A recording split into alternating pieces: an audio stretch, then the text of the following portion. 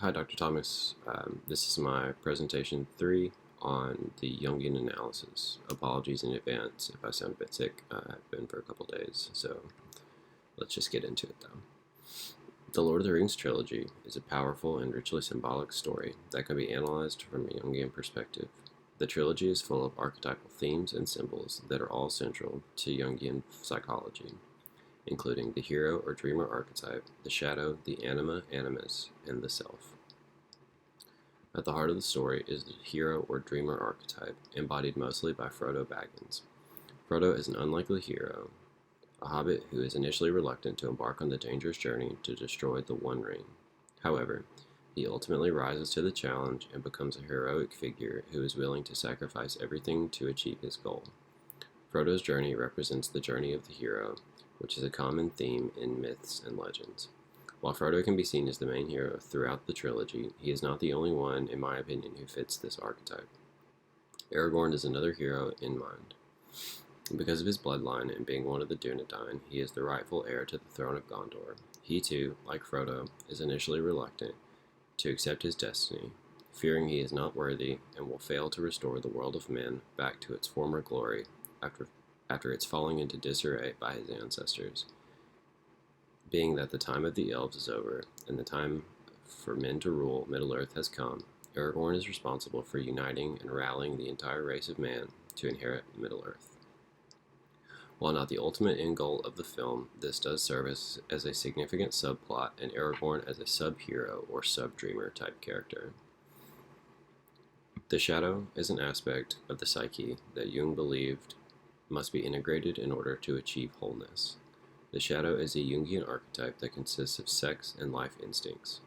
The shadow exists as a part of the unconscious mind and is composed of repressed ideas, weaknesses, desires, instincts, and shortcomings. The shadow forms out of our attempts to adapt to cultural norms and expectations. The shadow is also a significant aspect of the Lord of the Rings story, as it contains several characters who oppose others and give a contradictory perspective to their counterpart characters, showing the weakness, desires, instincts, and shortcomings throughout the course of the trilogy. The character who is the most representative of the shadow archetype in relation to the dreamer Frodo is that of the creature Gollum.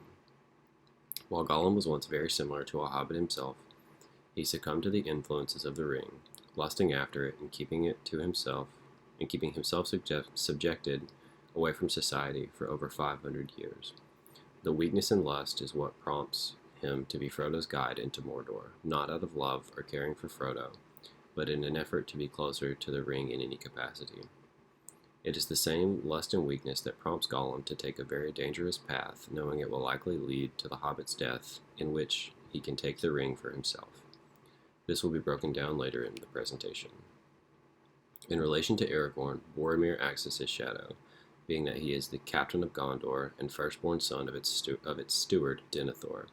There is an instance in the first movie. Boromir makes the claim that why should the fate of the One Ring be left to this, quote, ranger from the north, not knowing that Aragorn is the rightful heir to the throne of Gondor.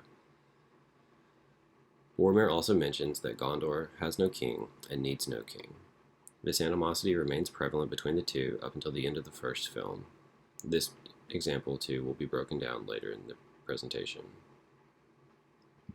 Another character that serves as a shadow, while not directly related to the main dreamer, is Saruman. Saruman serves as another good example of a character who fits the shadow archetype. He is the perfect shadow to Gandalf. The wizards are there to be a force of good and help shape the fates of those who inhabit Middle-earth. Gandalf does this wonderfully by his working with the hobbits in the beginning of the film, and even more impactfully later by rallying the troops of both Rohan and Gondor in the second and third movie, respectively. It is by Saruman's hand that Isengard is destroyed and the entire people of Rohan are nearly wiped out. His weakness, indulgence, and desires lead to his inevitable shortcomings and death in the second film. The Gandalf and Saruman duo mirror each other perfectly, and this duality lies inside every human's mind. The drive to do good, but also being tempted by desires, which often causes massive internal conflicts within the psyche.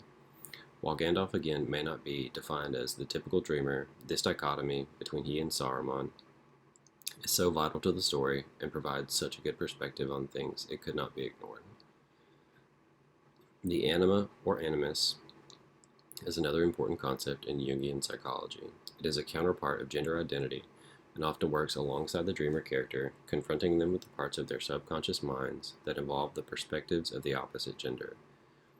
It is represented in the Lord of the Rings story by the relationship between Aragorn and Arwen, but also by the presence of Lady Eowyn. Arwen is Aragorn's love interest. They are to be married, but this poses a problem. Aragorn is human and Arwen is elfkind, meaning she is immortal. Her father, Lord Elrond, reminds her of this by saying, "If Aragorn survives this war, you will still be parted. If Sauron is defeated and Aragorn made king, and all that you hope for comes true, you will still have to taste the bitterness of mortality. Whether by the sword or the slow decay of time, Aragorn will die, and there will be no comfort for you, no comfort to ease the pain of his passing." This conversation with her father is not out of any lack of respect Elrond has for Aragorn. It is a plea to her to be protected from the concept of mortality to which she will never have to face herself. Arwen represents his positive animus, or feminine side. She reassures Aragorn that he is not the same man as his ancestor Isildur, who succumbed to the weakness and lust for the ring, refusing to throw it into the fires of Mount Doom. Arwen encourages Aragorn to take up his destiny and meet it head-on. Aragorn's journey involves the integration of his positive anima, which allows him to become a more complete and whole person, by Arwen encouraging her father to have the shards of Narsil forged into Anduril, the Flame of the West, the ancestral sword of Aragorn's people, which first smote Sauron over 3,000 years ago. However, there is also a second anima that deserves a look with relevance to the dreamer character of Aragorn. Lady Eowyn is a woman of Rohan who has several interactions with Aragorn during the second and third films. She is not satisfied with the traditional female role of caretaker. There is a moment in the second film in which Aragorn asks Eowyn what she fears. She replies, "A cage. To stay behind bars until use and old age accept them, and all chance of doing great deeds is gone beyond recall or desire. I fear neither pain nor death." And in the third film, she begs Aragorn to let her ride alongside him to die by his side. Her recklessness, lust for battle, and a willingness to die serve as a negative anima to Aragorn, as they could potentially prevent him from completing his fate and being crowned the King of Gondor. Finally, the self is a central concept in Jungian psychology.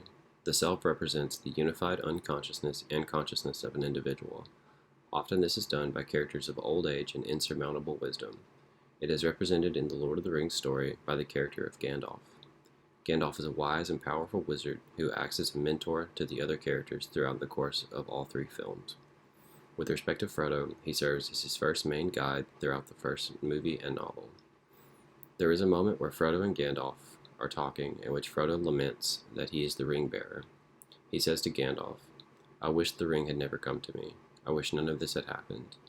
Gandalf replies by saying, "So too do all those who live to see such times, but that is not for them to decide. All you have to do is decide what to do with the time that is given to you." This quote serves as a perfect example of the self. It is in his unparalleled wisdom that Gandalf reassures Frodo that he can no longer hide from his fate, and he must make the best out of the situation he finds himself in, no matter how bleak or perilous it may seem. Another example comes from within the mines of Moria. Frodo has noticed that the company is being followed, to which Gandalf informs him that it is the creature Gollum who is doing so. Frodo expressed how he wished the creature Gollum were dead. Gandalf replies by saying, "Many that live deserve death, and some that die deserve life. Can you give it to them? Then do not be too eager to deal out death in judgment, for even the very wise cannot see all ends." And I feel that Gollum still has a role to play, for better or ill. This quote shows Frodo that death is not something that can be taken lightly or used as an insult. It again shows the wisdom that Gandalf has, and how Frodo must approach things differently in order to become a more complete, well-rounded person and be able to complete his journey. He embodies the archetype of the wise old man who represents the wisdom and guidance that is needed to achieve wholeness. So now that the main characters have been broken down into the various archetypes, some scenes have already been used as examples throughout the course of this presentation, but there are a few more that should be looked at as examples of how they fit into Jung's ideas. The first of which that comes to mind is Boromir's death. In the end of the first film, as Boromir sacrifices himself to protect Merry and Pippin and allow Frodo to escape, he is laying by the tree side, several arrows stuck in his chest, and Aragorn approaches him. He is not angry, he is not mad, especially after Boromir confesses to trying to take the ring from Frodo. He simply lays him down, equivalates the two of them to both being sons of Gondor, and ensures that the city will not fall. This is kind of a unifying moment for the two of them, as they had had several animosities throughout the film. The second is the initial battle between Gandalf and Saruman. Initially, Gandalf is held captive by Saruman. They fight. They have a wizard duel in the Tower of Orthanc, and Gandalf is held captive above the top of it. He does escape. This reveals the treachery that Saruman has underwent, pledging his allegiance to Sauron in exchange for power and control. But later in the films, when Gandalf is reborn, he is reborn as even more powerful, more he's allowed to show the true power that he possesses, being of like the demigod status that all the wizards are. He eventually returns back to Isengard after the Battle of Helm's Deep and is able to overthrow Saruman, breaking his staff. Saruman then in the movies falls from the tower, but in the books he is banished and goes to travel about until the end of his days with no staff and no power. This just shows that how the corruption initially wins over, but in the end, the good and the wholeness of Gandalf is what actually prevails. The third and final example I wanted to talk about was Frodo being led into Shelob's lair. So in the third film, Gollum takes Frodo and Sam up the stairs of Cirith Ungol in order to sneak into Mordor. He knows that this is not the safest route. I mean, if there is to be considered a safest route, he knows that it is dangerous and will most likely lead to their death, but that is exactly what he wants. He leads them in knowing that Shelob is there, knowing that's where she lives and where she hunts. He reassures them that it will be fine, and in order to lessen their suspicions of him, inevitably, Frodo is stung in the back of the neck, leading to his paralysis, and Gollum sees this as an opportunity to take the ring. Granted, he is saved by Sam in the end. And this same example kind of holds for the very end of the film as well. At the very moment Frodo is going to drop the ring into the fires of Mount Doom, he stops, but then is attacked by Gollum. Gollum lets his lust, the darkness that he has been consumed with, overtake him, and he attacks Frodo. So in conclusion, the Lord of the Rings trilogy is a rich and powerful story that can be analyzed from a Jungian perspective. It is full of archetypal themes and symbols that represent the journey of the hero, the integration of the shadow and the anima animus, and the achievement of the wholeness through the self. The story teaches us about the importance of facing our fears, integrating our shadow, and finding guidance and wisdom on our journey towards wholeness. Thank you for making it to the end of this video, and I hope you really enjoyed the presentation.